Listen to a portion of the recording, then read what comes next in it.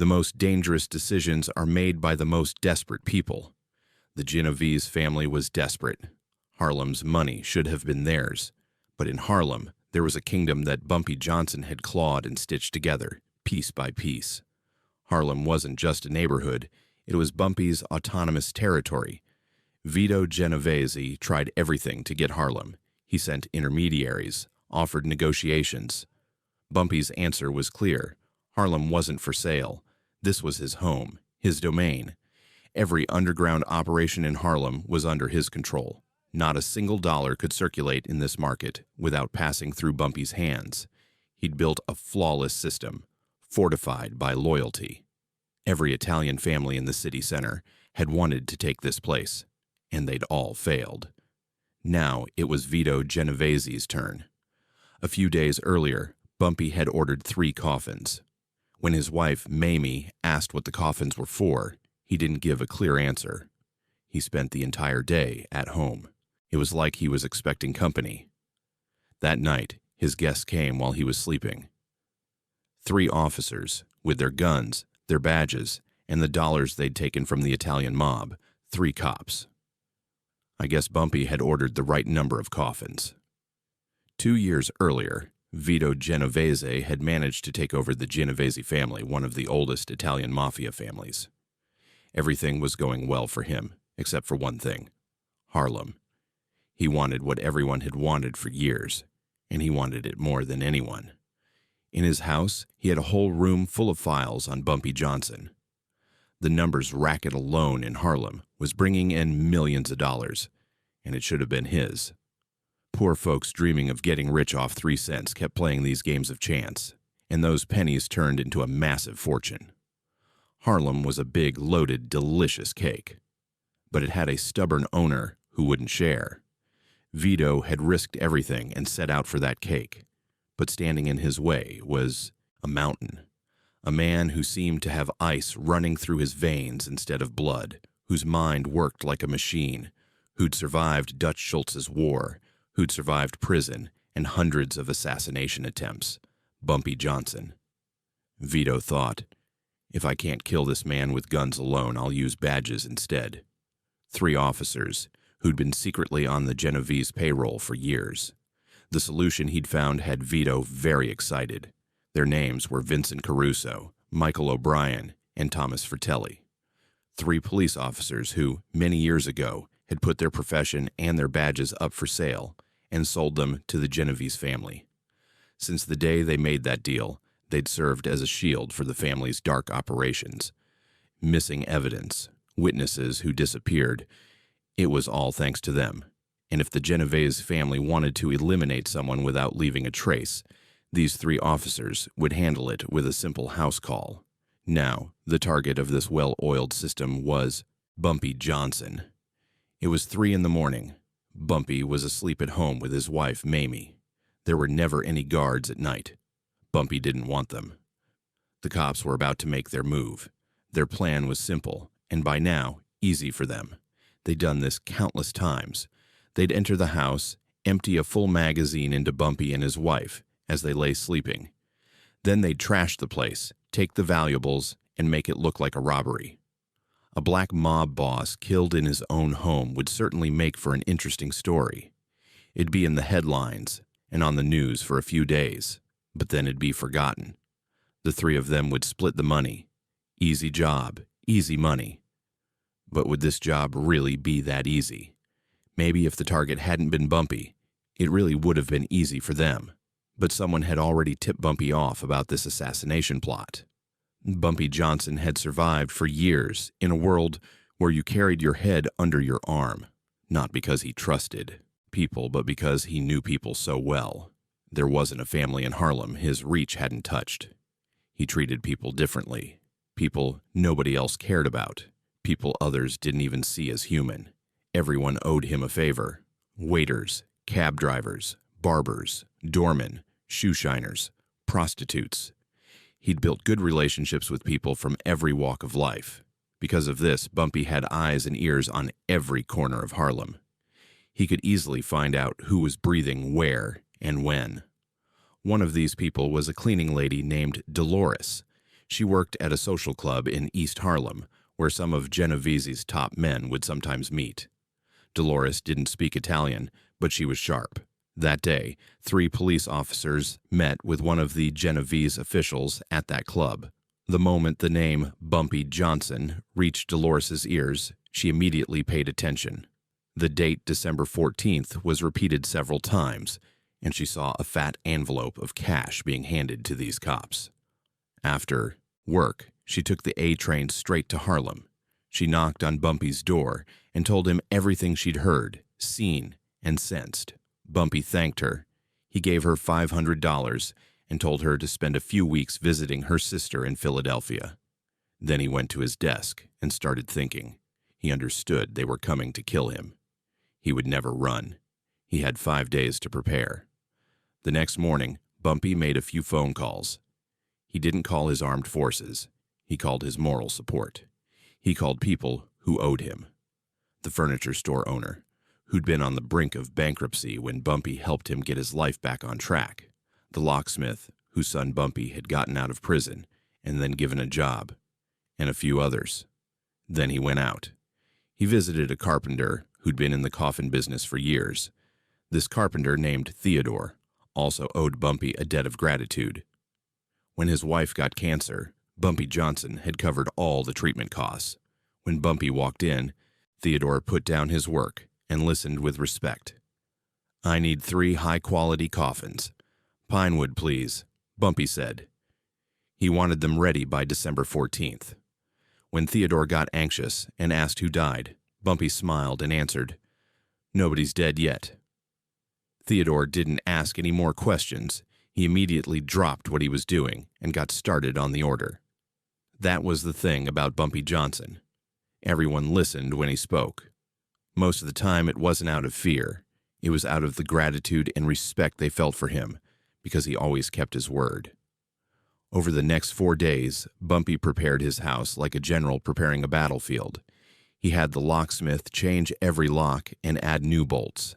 He had the furniture man deliver a heavy oak chair and position it in the living room, facing the front door.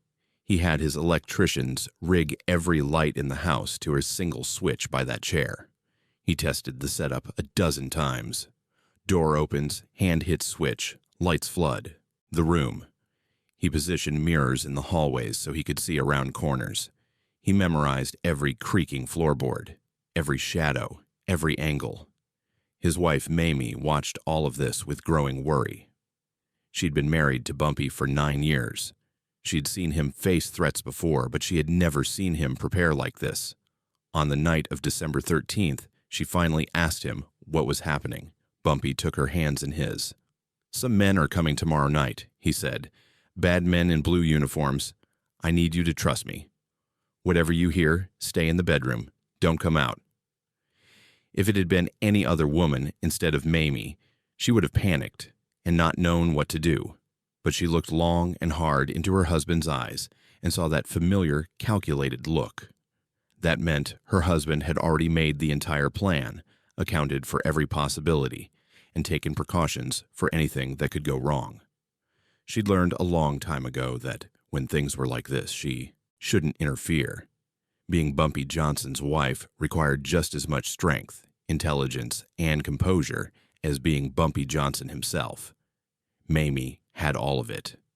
She held her husband's hands and said, "Come back. Whatever happens, make it through and come back to our bedroom." Bumpy kissed her forehead and said, "I'll always come back to you." Bumpy had to finish his final preparations. He loaded his pistol and placed it under the newspaper on the side table. He positioned his 3 most trusted men outside. He'd already identified the strategic points. One of his men would be in a parked car across the street, one in the alley behind the brownstone, and another on the roof of the adjacent building. Bumpy had given them clear instructions. The cops were coming. They wouldn't make a move until they heard the signal. 3 gunshots. Bumpy hadn't just made a plan to defend himself tonight. He'd prepared to send a message that would echo through every place where dark deals like this were made. The day had come, December 14th. The weather was freezing and overcast. Bumpy acted like he was waking up to an ordinary day. After breakfast, he left the house and had his coffee at the place where he always had coffee. He stopped by his usual bookies. In the afternoon, he had lunch with a city councilman who owed him. Bumpy was having such a normal day that anyone watching him from the outside would have thought he was a man oblivious to the world. But Bumpy was counting the hours. When evening came, he returned home. He kissed his wife and sent her off to their bedroom. He sat in the heavy oak chair facing the door. The newspaper covered his pistol. He lit the cigar waiting in the ashtray and began to wait. The only sound in the house was the tick-tock coming from the grandfather clock. There was no other movement. Bumpy waited for hours without budging. Finally, at 3 a.m, footsteps began to come from the porch. Timid footsteps, careful in their own way. They were trying to be very quiet. In fact, someone else might not have heard them. But Bumpy had been very accustomed to the sound and smell of danger for years. 3 sets of footsteps. Bumpy understood they were examining the door, looking for its weak spot. They spoke quietly, and then suddenly they busted the door down. Wood splintered everywhere. All 3 rushed toward the stairs, intent on finding the bedroom right away. Bumpy touched the switch, and the whole house lit up at once. The men, eyes dazzled by the light, immediately turned to Bumpy. Their barrels were pointed at him, but Bumpy, without the slightest hint of unease, said, "You're late." There was a mocking tone in his voice. He sat in his oak chair like a king, watching them and continuing to smoke his cigar. His eyes looked dark, cold, and authoritative. The cops didn't fire their weapons. Not yet. They couldn't. The first to speak was the group's leader, Vincent Caruso. He was trying to stay confident, but the involuntary cracks in his voice made it obvious he was scared. "Johnson, you were supposed to be in bed," was all he could say. He was right. This was never their plan. They were going to kill a man who wasn't expecting them, unaware, defenseless, asleep, and leave. But Johnson was sitting there, facing them on what might as well have been a throne, smoking his cigar as if he'd been waiting for this moment all along, not feeling the least bit uneasy. Caruso's mind raced. They could still reach their objective. There was an unarmed man just sitting there in front of 3 armed men. How hard could it be to kill him? His finger was on the trigger. "Doesn't matter," Caruso said. "Doesn't matter where you are. You're going to die either way." Bumpy laughed. That same coldness and darkness was in his laugh. He cut in with a mocking tone. "Tell me, how much did Genovese pay you? To kill me, in my own home, in my own bed. Exactly how many dollars did he pay you?"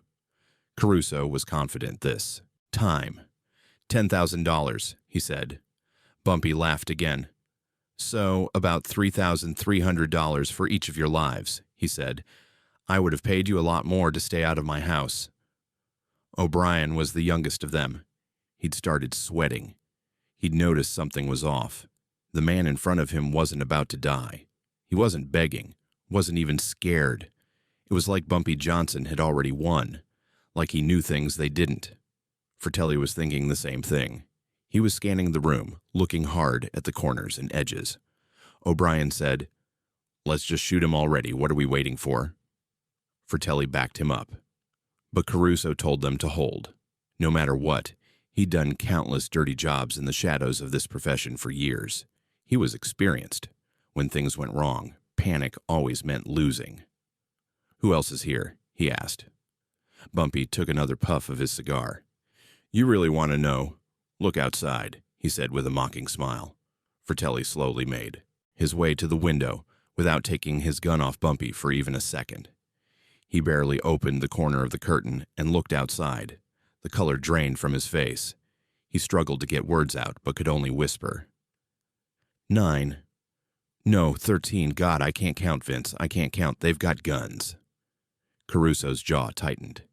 They'd gone hunting and gotten hunted instead. Nothing like this had ever happened to them before. Where could Bumpy have gotten this information? What kind of intelligence network was this? "Now," Bumpy said. He slowly rose from his chair. He was in no hurry. All the time in the world belonged to him. He slowly lifted the newspaper, letting them see the gun, but didn't pick it up. "It's time to make a choice," he continued. "Right now, you can try to shoot me. You might even succeed in killing me. But after those gunshots, my friends outside won't have any patience left." Then he took another puff of his cigar and kept talking. "Or you can put down your guns and sit on the couch. We'll have a conversation like civilized people." The three of them looked at each other. The math was so simple they didn't need to talk. If they killed Bumpy Johnson right now, the men outside would kill them. If they somehow managed to escape, Genovese would kill them for failing to kill Bumpy. Both paths led to death, unless, of course, they chose the third option. One by one, the cops lowered their weapons. Caruso first, then Fratelli, then O'Brien. They placed their revolvers on the floor and moved to the couch. Bumpy remained standing, looking down at them like a disappointed father. $10,000, Bumpy said softly. "That's what your integrity cost, your honor, your oath. $10,000 to murder a man in his bed, in front of his wife." He shook his head. "I've bought loyalty for less, and I've killed men for more." He walked to a cabinet, poured himself a glass of whiskey, and took a slow sip. The cops watched him, waiting, wondering what came next. Were they going to die? Were they going to be tortured? The stories about Bumpy Johnson were legendary, the things he did to people who crossed him. "I should kill you," Bumpy said finally. "That's what everyone would expect. That's what you deserve." He turned to face them. "But I'm not going to kill you. Death is easy. Death is quick. I want you to live with what's about to happen." Bumpy walked to the telephone and dialed a number. The cops watched in confusion as he waited for someone to answer. "It's me," Bumpy said into the receiver. "Send him up." He hung up without another word. 2 minutes later, there was a knock at the door. Bumpy opened it to reveal a thin black man in a cheap suit carrying a large camera and a notebook.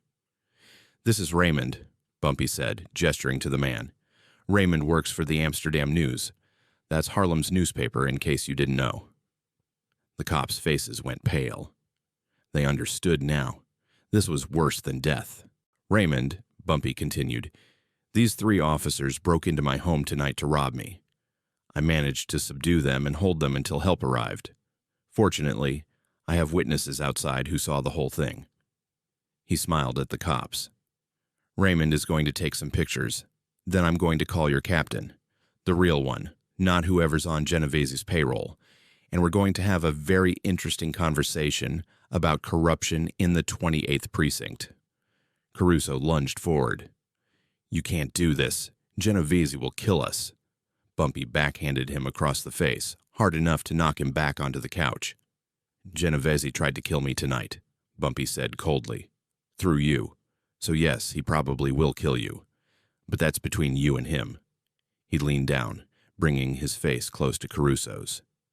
"You made a choice tonight. You chose Genovese's money over your badge, over your honor, over an innocent man's life. Now you live with the consequences." Raymond's camera flashed. Once, twice, 3 times.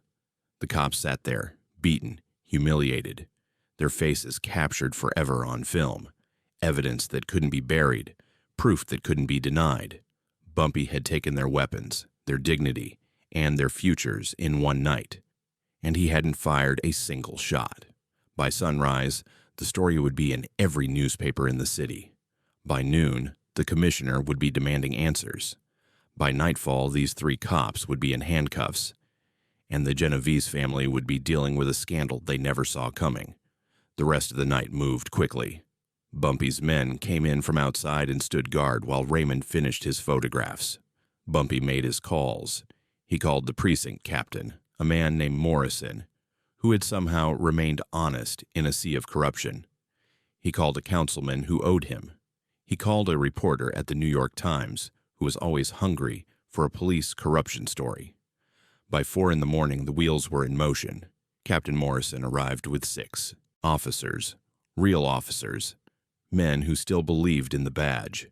They arrested Caruso, O'Brien, and Fratelli on charges of breaking and entering, attempted robbery, and conspiracy to commit murder. The 3 cops went quietly. They knew it was over. As they were led out in handcuffs, Caruso turned back to look at Bumpy one last time. There was no anger in his eyes anymore, just defeat, just the hollow look of a man who had gambled everything and lost. "This ain't over," Caruso said, but his voice had no conviction. Bumpy lit a fresh cigar. "Yes, it is. You just don't know it yet." After everyone left, Bumpy climbed the stairs to his bedroom. Mamie was sitting up in bed, waiting, her eyes red from tears she had tried to hide. She had heard everything. The crash, the voices, the camera flashes, the cars arriving, and through it all she had stayed in that room, trusting her husband, praying to God he would walk through that door. When he did, she ran to him. She wrapped her arms around him and held on like she would never let go. "It's over," Bumpy whispered into her hair. "It's done." They stood there for a long moment, husband and wife, survivor and witness. Then Mamie pulled back and looked into his eyes. "The coffins," she said. "You ordered 3 coffins." Bumpy nodded. "I did." "But they're alive. The cops, they're alive." Bumpy smiled softly. "Those coffins weren't for their bodies. They were for their careers, their reputations, their lives as they knew them." He kissed her forehead. "There's more than one way to bury a man." The news hit like a bombshell. The headlines screamed, "3 cops arrested in corruption scandal. Harlem crime. Boss Bumpy Johnson survives assassination attempt. Ties to Genovese family under investigation." Everyone in Harlem was talking about it. Vito Genovese denied all the allegations, firmly claiming he had nothing to do with the incident. He said it was an attempt to discredit him, but nobody believed him. The damage had already been done. Within 6 months, all 3 cops had been sentenced. Caruso got 20 years. Fratelli and O'Brien each got 15. Prison is hard for ex-cops. It's even harder for ex-cops who pointed a gun at Bumpy Johnson. None of them finished their sentences, not one. As for Genovese, he never tried to take Harlem again. They made a deal with Bumpy Johnson and showed him respect. Bumpy had taught them something. Harlem couldn't be bought. Bumpy had become Harlem, and Harlem had become Bumpy. Years later, people still talked about that night. It became legend, became myth, grew larger with every retelling. Some said Bumpy had an army of 50 men waiting outside. Some said he tortured the cops for hours before calling the newspapers. Some said he made them dig their own graves before letting them live. The truth was simpler and more profound. Bumpy Johnson had won without violence because he understood something most men never learn. The most powerful weapon isn't a gun. It's information. It's knowing what's coming before your enemy does. It's turning their plan into your victory. Those 3 cops came to kill a sleeping man. They found a king on his throne, 3 moves ahead, waiting for them with a smile. Theodore the coffin maker delivered the 3 coffins on December 15th, just as Bumpy had ordered. Bumpy had them placed in storage. He never used them. He never needed to. But he kept them for years. A reminder that in Harlem, justice came in many forms. And sometimes the coffin you build is not for the body, but for the soul. After that night, Bumpy Johnson made it through countless other troubles. Prisons, endless rivals, and the ever-flowing, ever-changing tide of time. When he finally died in July of 1968, it wasn't because of one of the many bullets that had been meant for him. It was a natural heart attack. Thousands of people attended his funeral. Politicians, mob bosses, musicians.